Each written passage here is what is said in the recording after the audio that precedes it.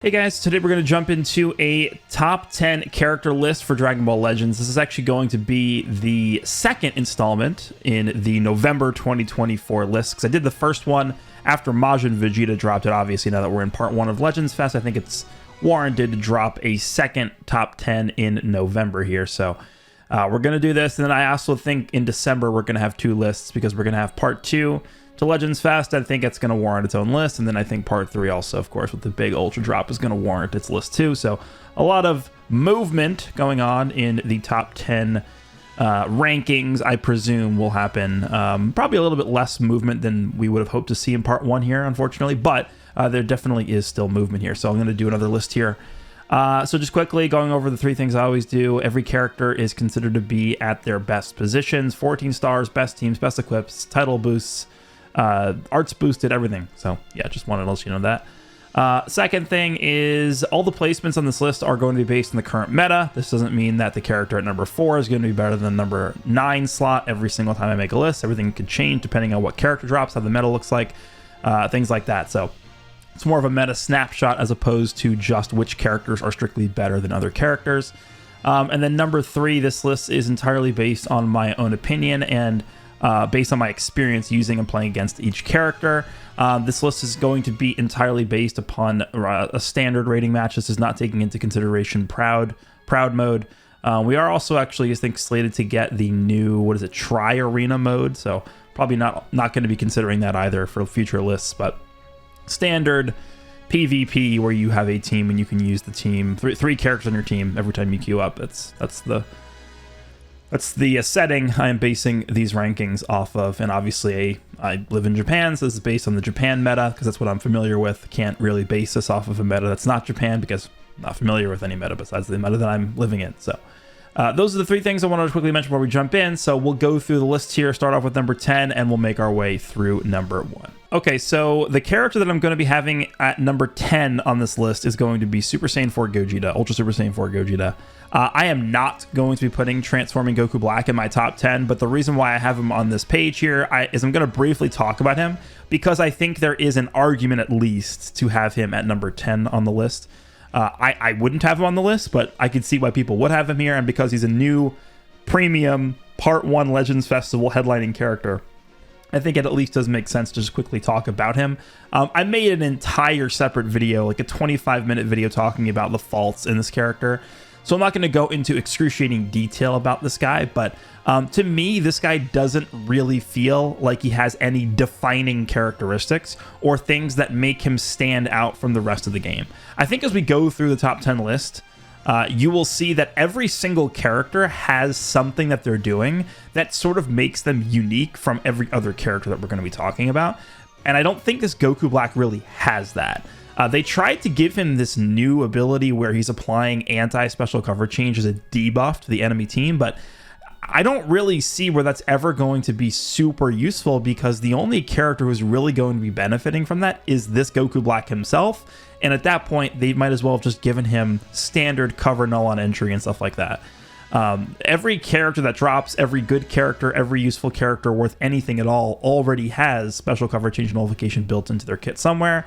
So I don't really think that mechanic in particular is helping this character right now propel himself above anyone else really in the top 10. He doesn't do a fantastic job of defending. He doesn't do a fantastic job of offense. The only thing he really does pretty well, which I will admit for sure, is his ability to defend against Rising Rushes. His subcount manipulation, especially paired up with Vegito Blue subcount manipulation, the buff removal, endurance, obviously all those things play well into being able to defend against Rising Rushes, but that's really the only thing this guy can do. But that's not something exclusive to this character. We have other units that are able to do that, and in addition to that, bring other more valuable things to the table than this guy does. So I'm actually not even going to include Rose in my top 10, but I wanted to at least talk about him here because, number 1, I think there's an argument to be made that you can put him at number 10. I wouldn't, but I've seen some people talk positively about this character on social media and stuff like that, so I figured it was worth talking about him. And then number 2, he is one of the new headlining premium releases, so I just wanted to at least talk about him for a second here. But the actual number 10 character on the list is Super Saiyan 4 Gogeta. This guy, I mean, it's becoming increasingly harder to get tons of value out of him. There definitely are instances where his gauge can still be very useful. There are instances where you can still one-shot characters with his ultimate, and the ultimate, I mean, this guy's ultimate still is incredibly powerful. It's essentially either destroying someone just immediately, it's removing their endurance or comeback or whatever immediately, it's destroying Dragon Balls, reducing their healing, and basically removing all their ki, so it resets the battlefield. Like, it's a very, very powerful ultimate. Probably still one of the more powerful ultimates in the game, just based on the effects that it has. But obviously, with the introduction of Majin Vegeta, we had Tree of Might Goku before that, and now with Vegito Blue, even though Vegito Blue has type disadvantage against Gogeta, obviously he's able to go type neutral with his gauge filled up. He's able to just pound away through Gogeta's gauge, just completely nullifying the mechanic. So it can be a bit tough to get tons of usage out of this character, but there are like slight pockets of time where you can weave in this character's damage, and especially against Vegito Blue offensively, from an offensive perspective, he can do pretty well too, just because of type advantage. So I found that you can still make use out of this character, but I think, you know, right around the 10th slot, 11, 10, 9, somewhere in here, probably where I would put Ultra Super Saiyan 4 Gogeta at this point, which is pretty crazy that he's fallen this far considering how dominant he was on release, but they really have essentially targeted this guy the past 3-ish months, starting with the release of Tree of Might Goku, and for some reason they really want this guy out of here. So we are slowly moving in that direction. I imagine as we get into the first December list, he probably will have fallen out of the top 10 for me, depending on what the characters, like maybe they work really well with him or something. But I think number 10 is a pretty good spot for Super Saiyan 4 Gogeta here, somewhere in this range. So we'll move on to number 9 next. All right, I'm going to have a shared spot here at 8 and 9. And by the way, 6 and 7 are also going to be shared. So I have 2 shared spots on this list, 8 and 9 and 6 and 7. So for 8 and 9, it is going to be shared between Fusing Super Vegito and Evil Boo. So Super Vegito, I think, probably has fallen a little bit from the past list, and I don't think that's really any surprise to many people, just because, obviously, he just gets completely just mauled by Vegito Blue. Leave it to a Vegito character to counter the Legends Fest headlining Vegito counters Anniversary headlining Vegito in Part 1. That's very poetic. On the contrary, though, I think there are now a bit more teams than we've seen that are kind of exposed to the endurance nullifying Rising Rush ability that this guy brings to the table. I do think the best team in the game, I believe this video probably is going up after, I actually am releasing a video on the same day as this video going up about what I think is the best team in the game, which is Majin Vegeta, Super Saiyan 3 Gotenks, and Vegito Blue. I think those 3 characters together form the best team in the game. And if you realize, when you look at that team, if you Rising Rush against Gotenks or Majin Vegeta, you will kill them, right? There's no nullification of buff effects going on there. Obviously, Vegito Blue has that, but Vegito Blue has to be switched into the fight for that to work. So anytime you can catch the opponent in with Majin Vegeta, Gotenks, with a Rising Rush from this character, you're probably going to kill somebody guaranteed. So that is pretty important to remember here. This character is still extremely powerful with the Rising Rush that he can bring to the table, but the journey to get to that point is now a little bit tougher because of Vegito Blue's presence. He doesn't care about the disrupt either, the card destruction. He doesn't really care either as much about the card draw speed down effects, just because he has different multiple ways to fill up his hand that just sort of like bypass the card draw speed down debuff. So that is just something to keep in mind here. But I think overall this character probably was a bit negatively influenced by the release of Vegito Blue. But I still think they're a powerful character. The Rising Rush thing is still strong, so I feel pretty comfortable with them being sort of in the shared slot with Evil Boo. For Evil Boo, I think he's still holding pretty strong. The same thing can be said about Evil Boo that I just talked about with the Fusing Vegito character, and that is the fact that he can main ability and obtain anti-endurance from his main ability, which means that, again, you can Rising Rush against characters like Gotenks, against characters like Majin Vegeta. I think also the for both these characters, actually, Turles not being as prominent as he was, even though Evil Boo technically has type advantage over Turles, Turles not being as prevalent sort of strengthens the anti-endurance effects on these characters, because then you don't have to worry about Turles switching in and just eating the Rising Rush from that, right? So I think that helps both these characters a little bit as well. But Evil Boo, I actually haven't really encountered him as much as I would have thought. One of the things that Evil Boo does, I think I actually just pull this up, and this is one of the strongest abilities I've seen to actually put a stop to Vegito Blue's combos, is this right here. The following effects occur every time when hit with an enemy's strike, blast, or special move arts attack while this character is in the battlefield. Inflicts all enemies with +5 to all arts costs for 5 counts. That typically can stack up to like 3 times. So you're talking about +15 to all arts costs. Vegito Blue typically doesn't have an issue with key or card draw speed, but this is really the only thing that can sort of get in his way, is this plus cost to his cards. And me using Vegito Blue, I've actually encountered some opponents, again, I haven't really fought this character that often, but some opponents who are using Evil Boo, you really do feel that cost increase. It does actually put a stop to a lot of your combos, especially the if you don't have his gauge up right away, you can get stopped by the half health disrupt, but more often than not, it's because of the cost increase that really hurts him a little bit. So I found Evil Blue to still be a pretty effective character. Obviously, he can still get pummeled by VB. I mean, at any point we go through this list, any character on the list can get pummeled by VB. Most characters on this list can get locked in and ulted and sniped by Majin Vegeta. That applies to both these characters, right? Super Vegito.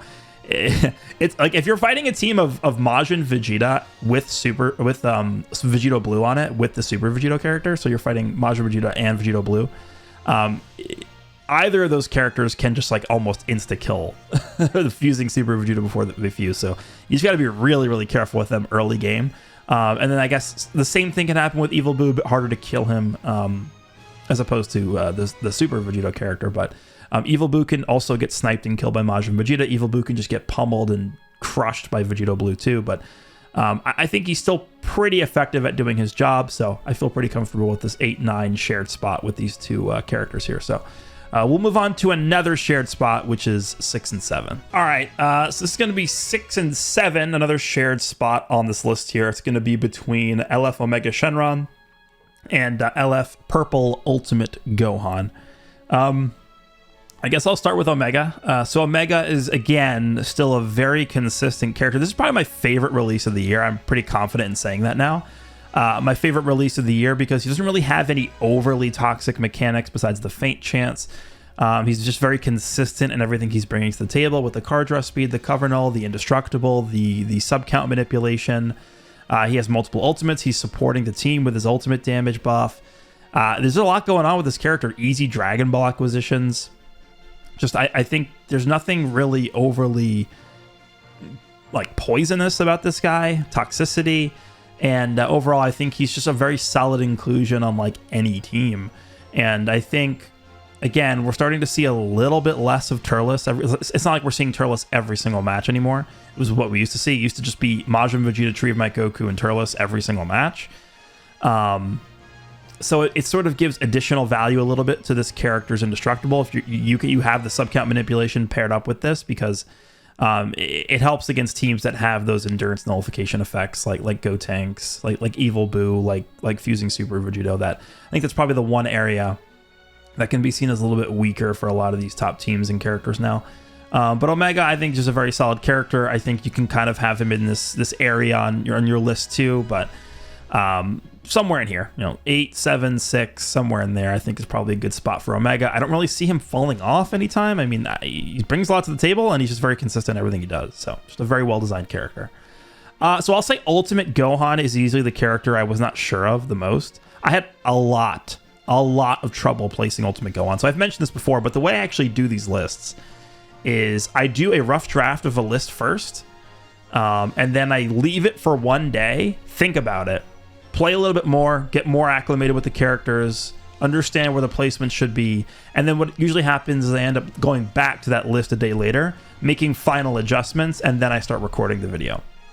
So I did the same thing this time, and I actually moved Ultimate Gohan down a little bit. I actually had this not as a shared spot. I had Ultimate Gohan at 6 and Omega at 7.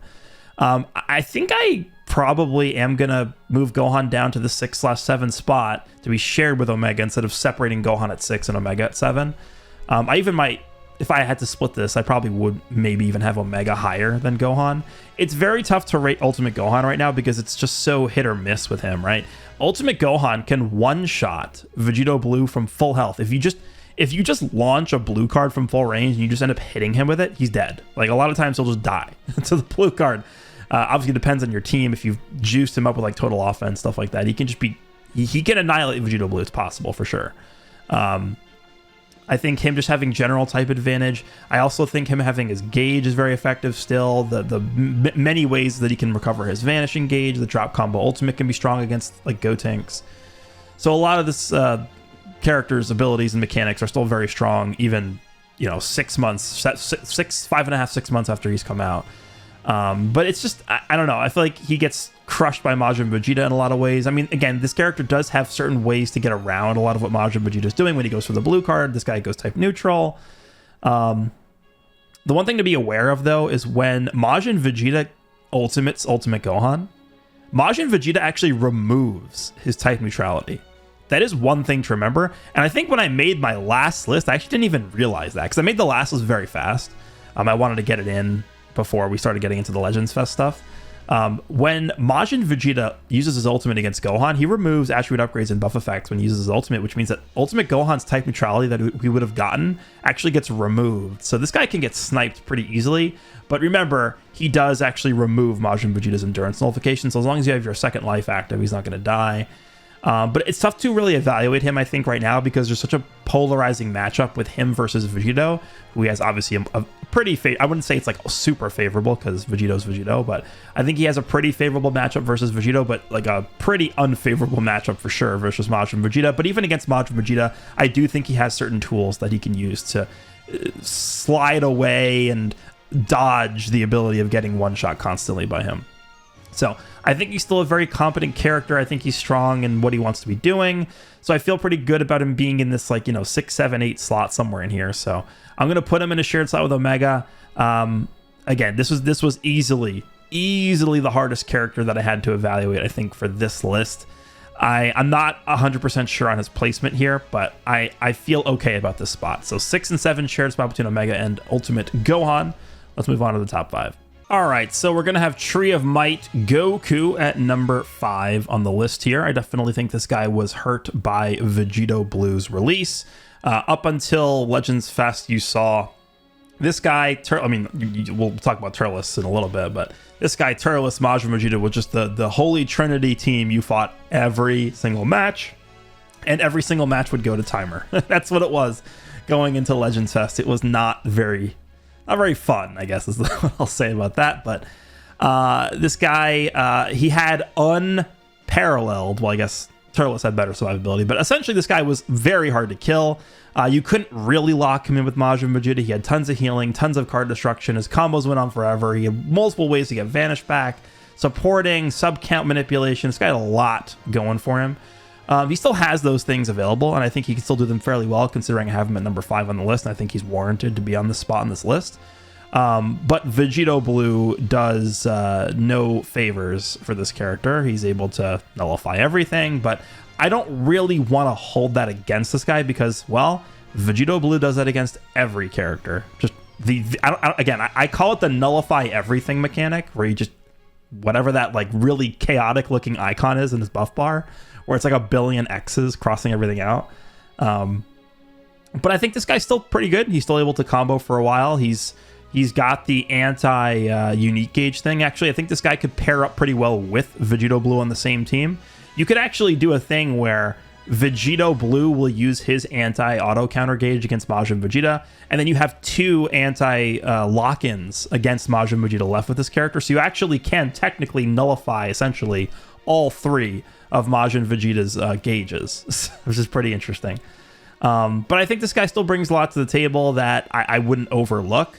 I think for most teams that are using yellow characters like Saiyans, which I think is the best team in the game. Actually, no, it's not Saiyans. It's technically Fusion Warriors with Majin Vegeta leader slot. You're not really going to be wanting to run 2 yellows. I guess maybe you could get away with it, but I think most people would choose Majin Vegeta over this guy, but I think this guy's still very competent, and I think the pairing of this character and Turles, even though there's definitely been a bit of a downswing in the effectiveness of that combination with Vegito Blue coming out, I still think it is an effective combination, and I think it's strong enough to still have these guys be in the top 5. And I think this guy probably does make the cut at number 5, so... Tree of Might Goku is still a strong character, but definitely was hurt a bit by Vegito Blue's release because of, well, everything he's doing to nullify all the mechanics. So Tree of Might Goku is going to be number 5. Let's move on to number 4. All right, so number 4 is going to be Ultra Turles. I don't think this guy was helped in any way by Vegito Blue coming out. This guy, I believe I had him at a shared spot at number 2/3 in my prior list, but I would definitely say at this point he's fallen a little bit. Because of Vegito Blue being green. I mean, that's just the way it is. Now, that doesn't mean this character is like unusable or he's not good enough anymore. He's still the best defensive character in the game by far. I don't even think it's remotely close. They tried to make Rose a good defensive option, but it's not even. How do you even compare this character to Rose? It's like these were almost characters that were made in different years. Like this is a 2024 end of year release. And Rose is legitimately a 2023 character, I would say, which is sad, but that's just unfortunately the way it looks like to me in terms of their defensive abilities. But Turles, I think, still brings a lot to the table with his comeback. Still a really unfair mechanic. I would classify it as an unfair mechanic. Now, there are ways you can kind of nullify the comeback mechanics with Vegito Blue. It's not a strict nullification. It's just Vegito Blue having immunity to... key reduction and all that stuff, so you can kind of actually get away with just immediately attacking against Turles after the comeback ends. You just got to make sure that his 5 counts of the key reduction nullification are active when the comeback goes off, which it's not the easiest thing in the world to do, but it is an option for him. He's still going to get his vanish removed and the cost is still going to be increased and stuff like that, but it's at least on the table as an option for VB. And don't forget, after Turles gets his comeback off, at that point he is going to be permanently type neutral defensively for the remainder of the fight. So I think even at that point, Vegito Blue, probably by far the most oppressive. Well, I would say he is the most oppressive offensive character in the game, but we'll talk about that in a little bit. Turles can still do a good job of tanking against Vegito Blue post comeback. So I think he's still a really good character in terms of the healing he has going for him, in terms of the ability to go type neutral with the blue card, the vanish restoration on the main ability.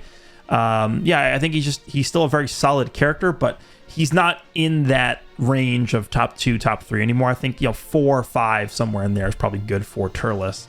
Still a monster defensive character, and I think it's going to be a while until we start to see the comeback mechanic that this guy has really start to age out, just because of how many effects it's bringing to the table. And don't even forget the fact that he's supporting after the comeback goes off too, so that does matter as well.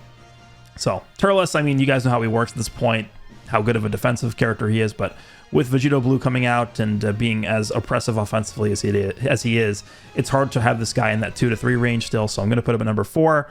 Number 4 is Turles. Let's move on to number 3. All right, number 3 is going to be LF Super Saiyan 3 Gotenks. Just a really ridiculous character. I think there really isn't much of a gigantic change from last list. I think I think this character definitely is better now with the release of Vegito Blue because their pairing is so good. But I think even more so than that, in terms of the shift in the rankings on this list, it's more so Turles getting impacted more negatively than this guy being impacted positively, I would say. Because I think on my prior list, I had a shared spot with Gotenks plus Turles, which I think is probably still, for the time when that list dropped, I would still maintain that same opinion that I had. But now with VB out, VB plus this Gotenks, I mean, again, I think the best team in the game is VB, this Gotenks, and Majin Vegeta. I mean, that's just 1, 2, 3 in the game, right? It's Majin Vegeta. Spoiler alert, top 1 and top 2 are Majin Vegeta and Vegito Blue. I know that no one expected that. And then 3 is this, so it's literally the top 3 characters in the game all on the same team with each other. I mean, it's hard to really compete with that, and I think that's a really... That stands for a really strong base as to why I would have these characters in the top 3, is because they can all be on the same team together, and it actually works pretty well. But you guys know how this character works in the site. He's spawning green cards, which you can just use with either himself to get his Vanish back, or for Majin Vegeta for an AoE green. He's filling up his gauge to scale damage inflicted for himself and scale sustained damage cut penetration for the entire team. He's got endurance, and very high subcount manipulation that pairs very well with Vegito Blue, especially with Vegito Blue's endurance buff removal when the opponent rising rushes. So for endurance nullifying rising rushes, for example, this Gotenks, Fusion Zamasu, Fusing Super Vegito, who have those endurance nullifying rising rush effects. If you're switching with Vegito Blue, you can simply nullify those and switch into this Gotenks who has endurance, and he'll live. And then when Gotenks' endurance gets activated, he does give damage support to the whole team. So yeah, this guy is doing a lot. He's actually pretty good defensively. His main ability is very strong. Blue card, which has like, what is it, a 30% chance to faint or a 20% chance to faint? 20% chance to faint, which is essentially a 20% chance just to win the game in a lot of cases. Like if you faint Vegito Blue, you probably win. It's probably just GG. But I think this character just has a lot going for him in almost every single respect. Double card draw speed, immunity to debuffs. This, I think I mentioned this in my prior list too, but this is one of the more underrated things about this character is his immunity to every single attribute downgrade and abnormal condition for 100 timer counts. It really allows you to get past a lot of these really annoying disrupt effects. Like for example, Vegito Blue actually has a pretty annoying one, which is I believe he increases your arts cost by like 40 or something when he goes to half HP. Well, guess who doesn't care about that? It's this Gotenks. Right, this Gotenks doesn't care about that from Vegito Blue. He doesn't care about really the disrupt on Evil Boo as much. He doesn't really care about the disrupt from Turles' comeback.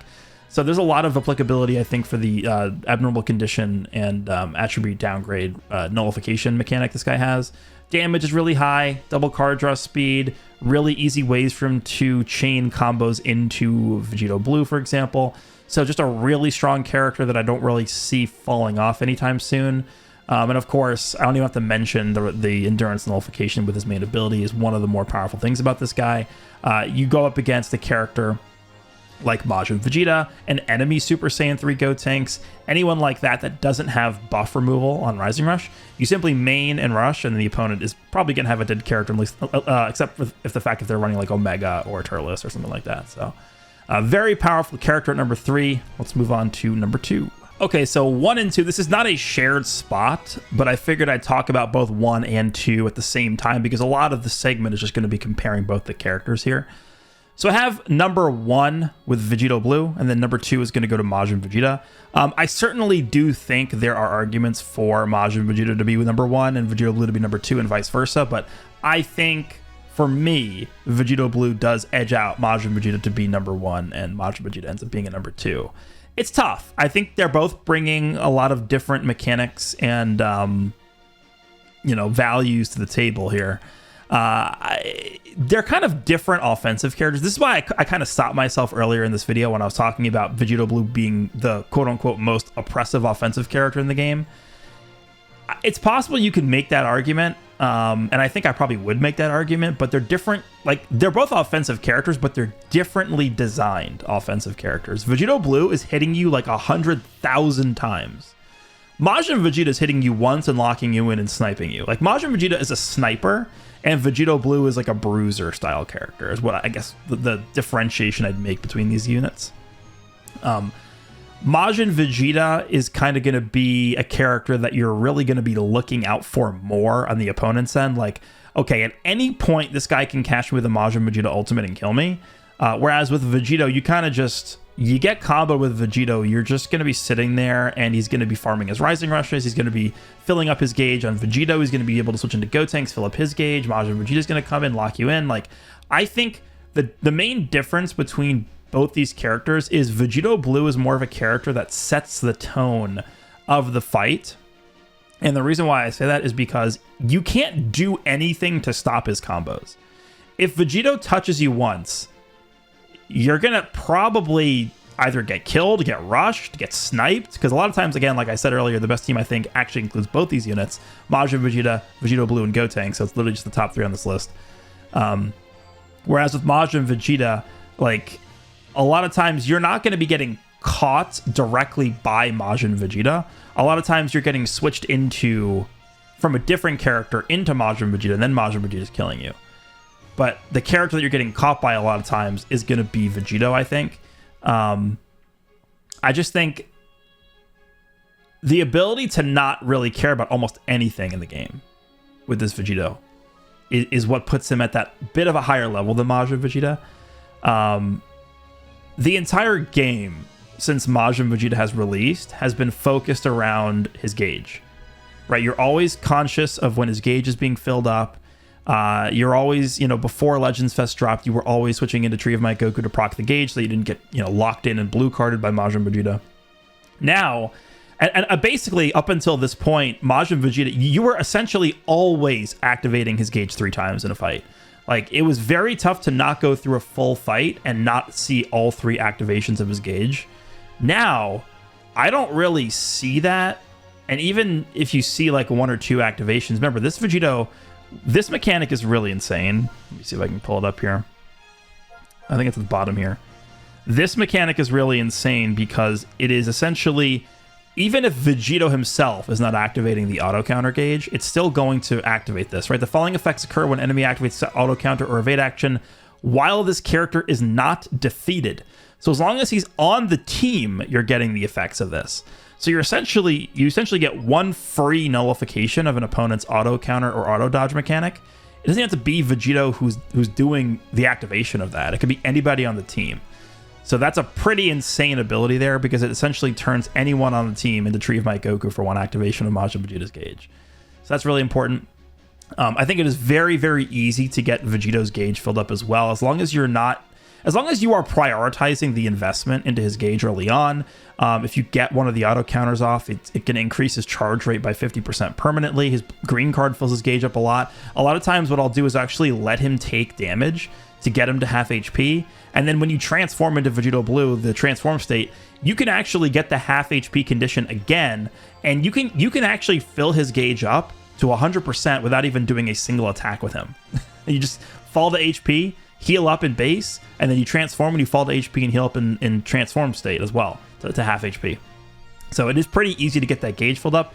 And then once Vegito Blue has his gauge filled up and he's transformed, and you have the double card draw speed, you got all the damage stacked up, you got the nullify every ability in the game mechanic, it is just unstoppable. This is the definition of an unstoppable character, and we really are seeing instances where he's comboing opponents for legitimately 20, 25, 30 counts straight. And of course, he's farming Rising Rushes during that time, which you can use to pair up with characters like Super Saiyan 3 Gotenks who have the endurance nullifying capabilities. You have characters like Majin Vegeta on the team where if you're comboing an opponent for like 100,000 years and you get them to a point where you feel comfortable you're going to be able to snipe them with Majin Vegeta's ultimate locket, you could do that as well. So the ability that this character has to set up situations where you can get kills, I think, is superior to that of Majin Vegeta. Of course, Majin Vegeta has the capability of doing that as well. Again, they're bringing different mechanics to the table. I think Majin Vegeta is just a differently designed character. Majin Vegeta is probably, I would have said before this Vegeta dropped, is a better defensive character with his gauge. But, I mean, the gauge is still good, but Vegito is just too oppressive, man. And the fact also that Vegito is a decently good defensive character too, with the buff removal when the opponent goes for a big attack, the disrupt at half health is really strong. Like, it's hard to just kill him. He has a very high defensive stats too. So you guys know how good Majin Vegeta is. I don't really need to go into depth about him, but he's got the AoE green cards. He can go type neutral for longer periods of time than Vegito can. The lock-ins are there. The sub count up is there. But I think as a centerpiece of the team, and after using these characters both on the same team with Majin Vegeta and Vegito Blue together, I just do think that Vegito Blue is a bit more of an influential character than Majin Vegeta is. So that is why I will have Vegito Blue at number 1 and Majin Vegeta at number 2. But again, I think there is at least an argument you could make to have Vegeta over Vegito Blue, but I think Vegito Blue is just too... He runs the game, in my opinion, right now, and I think he's too impactful to not have it number 1. So we'll see how part 2 of Legends Fest plays out here, but I feel pretty confident about Vegito being at number 1, which is very strange. I mean, I don't know how you have this guy at number 1 And then Rosé doesn't even like make the list. Like, it just seems very poor in terms of their planning and design for these characters. But so just to quickly recap the spots on the list. Number 10, we have Ultra Super Saiyan 4 Gogeta. Number 8 and 9 was a shared spot between fusing LF Super Vegito and Green Evil Boo.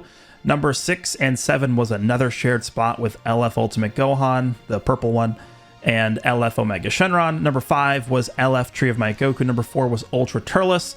Number 3, Super Saiyan 3 Gotenks. Number 2, Ultra Majin Vegeta. And number 1 is Transforming LF Vegito Blue. Let me know down below what you guys think of the placements on this list. If you disagree with any of the placements, let me know that you disagree and why you disagree. Hope you guys enjoyed this, and I will see you in the next one.